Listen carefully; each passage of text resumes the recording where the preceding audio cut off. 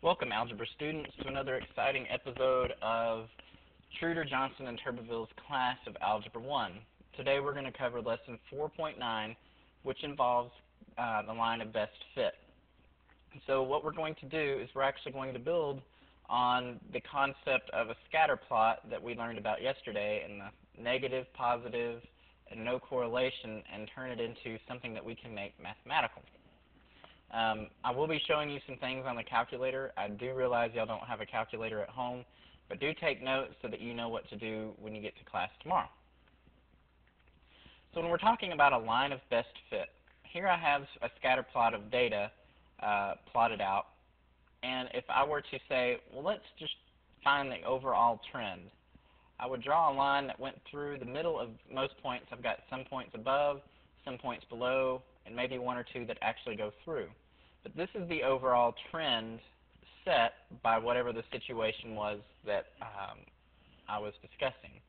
And so the reason we do a line of best fit is because a line I can put an equation to. And I can make predictions. I can do all kinds of things once I have an equation. So that's what I'm going to show you how to do today, is to build a line of best fit using your calculator. And it's going to take a little bit of concentration when you get a calculator tomorrow. Just make sure you're taking good notes, okay? So I've come up with a little table of data for us, time studying versus grade on a test, okay? And I'm going to attempt to kind of squish that together over here in the side so that I can see a couple other things. I'm going to swing this off the screen for a second.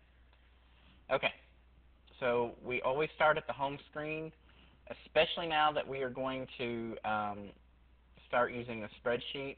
Start a new document. Otherwise, other people's things are going to other people's data is going to mess yours up. Okay, so if I ever have a table of data, go for spreadsheets, which is right here. This top row has a name tag.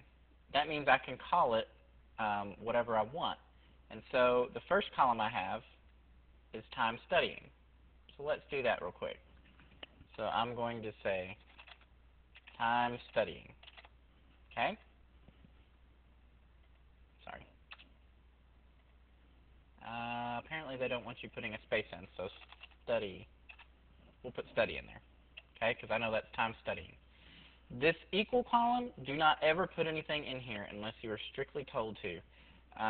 That'll mess everything up in the whole column, and you'll have to start all over. Okay, and then I'm going to copy, and it's going to disappear. So I'm going to copy these data points in, okay? I'm just going to copy them down.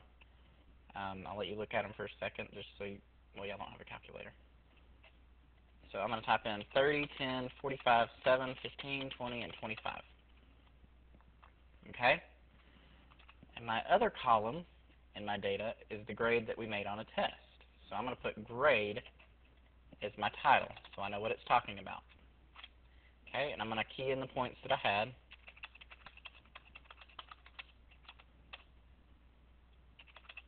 Okay, so now I have all of my data in, and what I'm going to ask my calculator to do is come up with an equation of the line of best fit for these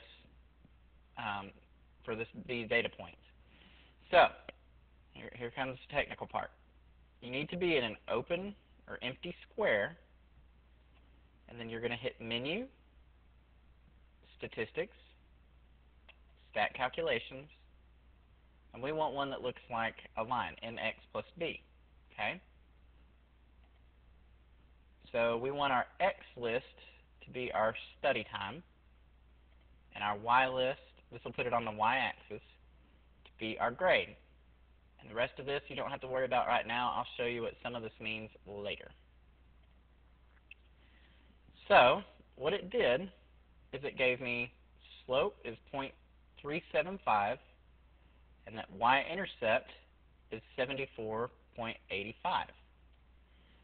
There's another thing that I want you to see here, and it is this value of r. We will be using r. R is basically a test of the strength of the correlation.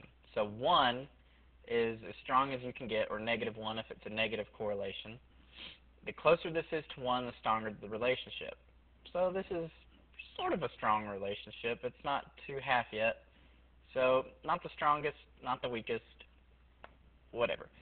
So if I were to ask you what the equation of the line of best fit was on this, what I would say is, let's see, blank, y equals, well, helps if you have the right thing, y equals 0.375x plus 74.853.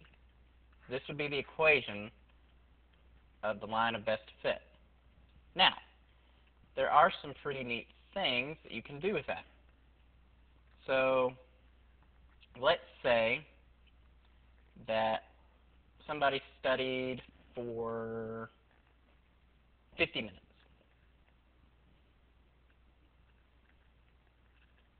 We said that the study time was X, right?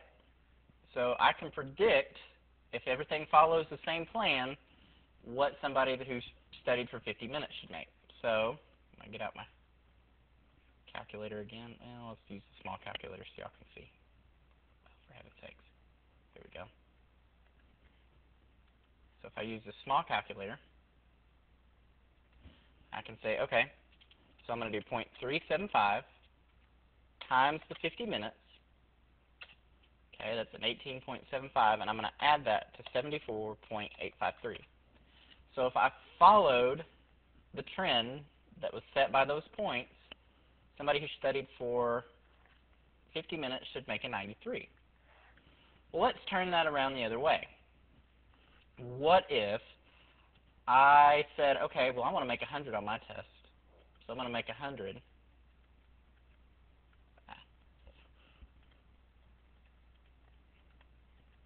Okay, well, if I'm going to make 100, I'll have to figure out what x is. So I'm going to subtract 74.853 from both sides. Okay, so 100 minus 74.853 is 25.147. And that's equal to 0.375x. So then we'll divide by our 0.375. Okay, so we'll divide that by 0.375.